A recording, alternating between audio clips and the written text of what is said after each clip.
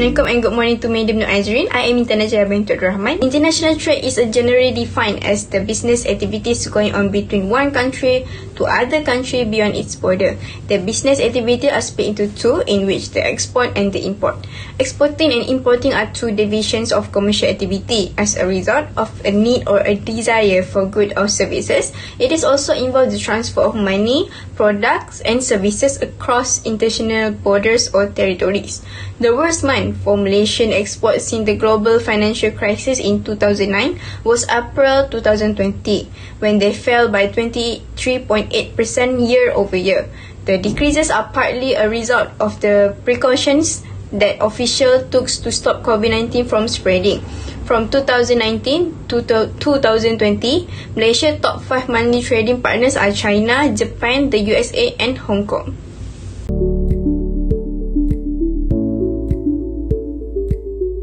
Hi, my name is Nisaa.zainal binti Saidin. The first implication is COVID-19 pandemic is affect both import and export of product. MCO reduce the purchasing power, thus reducing demand. The decrease in sale caused by a job closure, which affect people's incomes and wages, which in turn lower the aggregate demand. This reduction affect the consumption of goods and import. In return, COVID-19 increased the need for food, pharmaceutical and personal protective equipment such as masks and hygienic supplies like hand sanitizer. Next, in the case of trade in services, both import and export are affected by shortage of workers and decrease in income. By April 2020, there were 337,000 foreign workers in the palm oil industry, where most of them are Indonesian, where 80% of labour had returned to their homeland. Furthermore, it affects the tourism industry. International demand for tourism also dropped drastically. Malaysia tourism sector increased 4.8% visitors arrival from January to May in 2019 compared to the same period in 2018, which a total of 10 million tourists. However, due to COVID-19, only for 4.3 million foreign tourists in 2020, which decreased 8.3% from the previous year. So next, the second impact of COVID-19 towards international trade in Malaysia, which is the impact on the leading index and the consumer price index.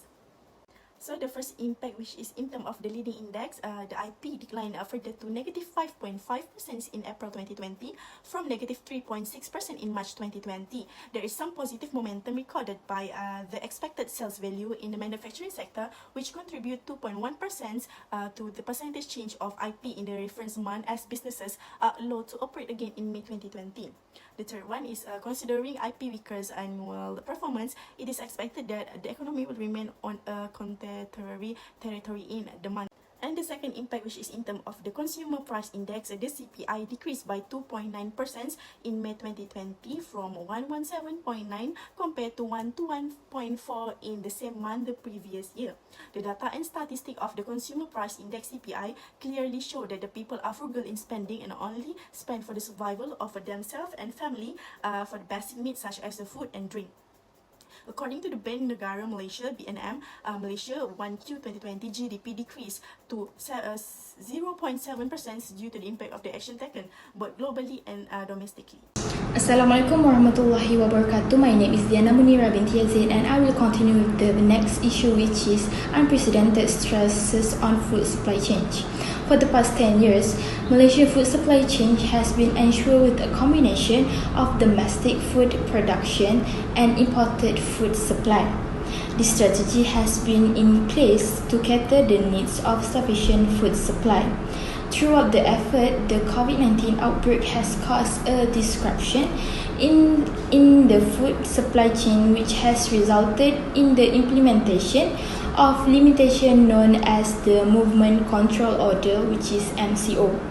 An impact has been delivered to the whole food supply chain because of COVID-19, which has simultaneously influenced agricultural production, food processing, transportation and logistics, and the final demand.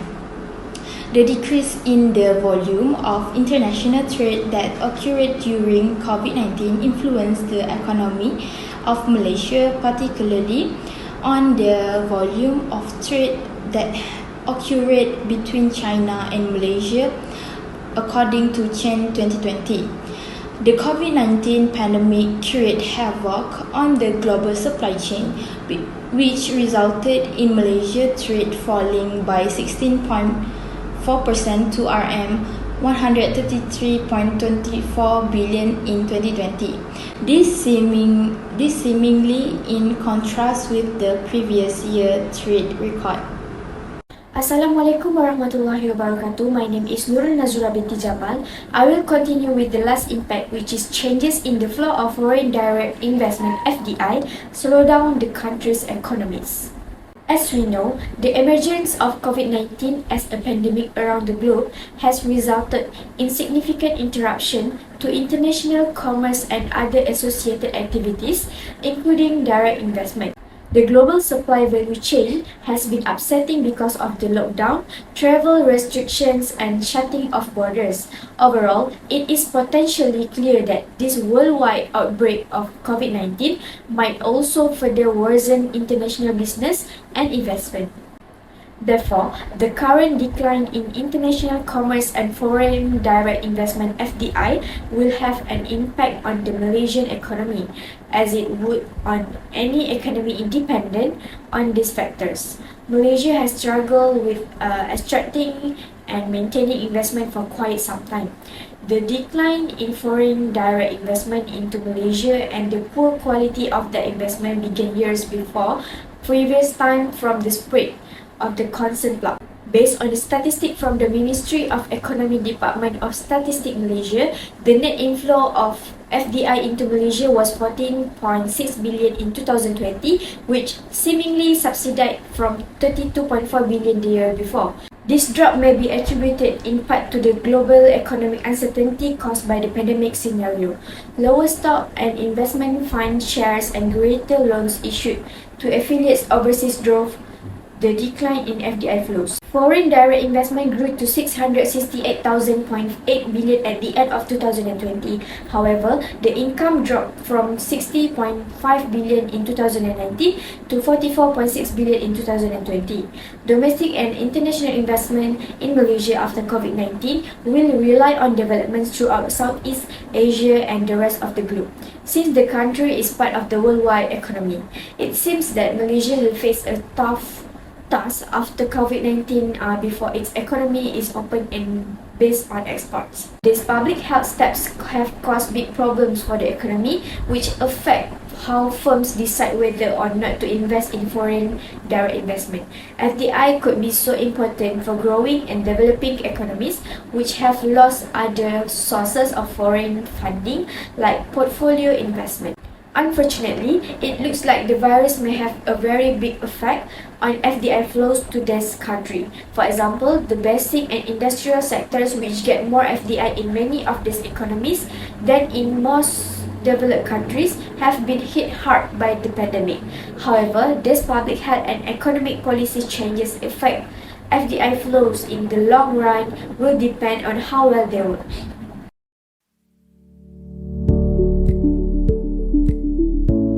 For suggestion, cross-border trade has been disrupted due to COVID-19, which give a negative impact on trade costs. Government should take action in order to promote safe cross-border trade with efficient control procedure and protocol. Some people argue that COVID-19 support the idea that supply chains should either be renationalized or at least downsized to reduce the negative effect of exposure to global trade. This suggests that the government may need to review its sourcing strategy, which could result in global manufacturing changes that could significantly impact developing economies.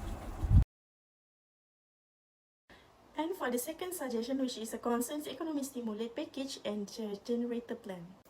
Direct whether in the cash of government subsidy will continue to be channeled, especially to the people and businesses segment affected by the COVID-19 pandemic. Through the 12 Malaysian Plan RMK12, the government will continue policy and strategy to increase income as well as the purchasing power and well-being, especially among urban and rural households.